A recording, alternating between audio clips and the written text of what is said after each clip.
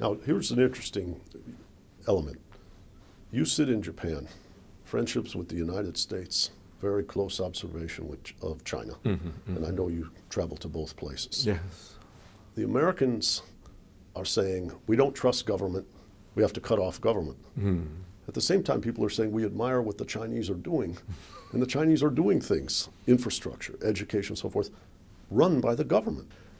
All of these models exist, and yet the Americans at this critical juncture are saying we have to shut down the government. We can't trust the government. Government isn't good. Now, how do you explain that? How do you see? Well, China was actually headed toward a perfect balance sheet recession September 2008 when Lehman shock hit. Chinese house prices were collapsing also. Chinese stock market was collapsing.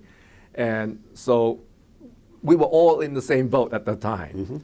But the Chinese in early November 2008 put in a massive fiscal stimulus, 17% of GDP. Wow. That's 3 times larger than the President Obama's $787 billion package. And not only that, it was implemented very, very quickly. And we know how how quickly they can implement things. As a result, even the economy was headed toward a perfect balance sheet recession. Because of this massive fiscal push from the government, it bounced off. And when Chinese announced that package, everybody around the world was laughing. 8% GDP growth? No way. But they actually achieved 8% growth, even higher than that. And the Chinese people become more confident, start spending money, the economy began to pick up further, and now China is about the only winner in this whole world game of economics. And what I admire about China is that they are very practical people. Otherwise, that civilization wouldn't have lasted 5,000 years. And they are not beholden to ideology of one type or another, especially these guys are communists to begin with. So whatever that works, they just put in place. And some of the charts that I have used over the years, which show that Japanese GDP never fell even after bursting of the bubble. Chinese paid great deal of attention to that chart. Because at that time, about 5 years ago, China had both a housing bubble and a stock market bubble, and the economy was doing very well. But their leaders were very, very scared.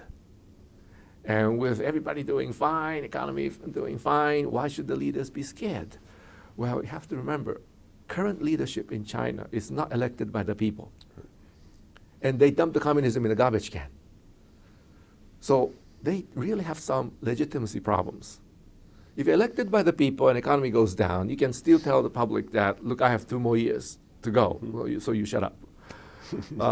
If you're still practicing communism, and communism is defined by the Communist Party and you're the chairman of the party, you can define whatever the communism to your liking, and if someone complains, you can grab the guy, put him in jail, and that's the end of the story. But at least there's some legitimacy there.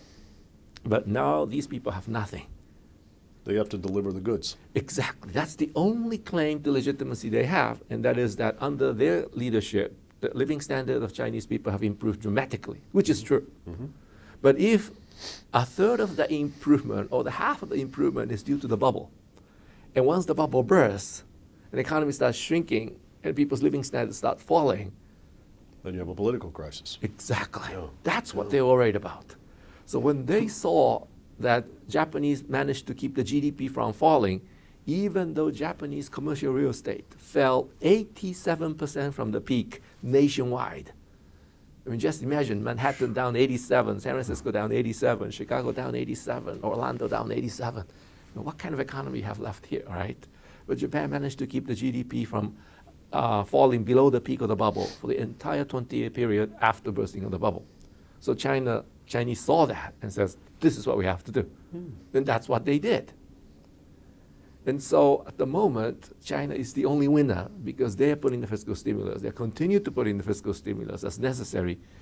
And as a result, the economy is doing very well. Tax receipts are growing. They can spend more on the military. They can add to their national prestige and national power while everybody else is still struggling.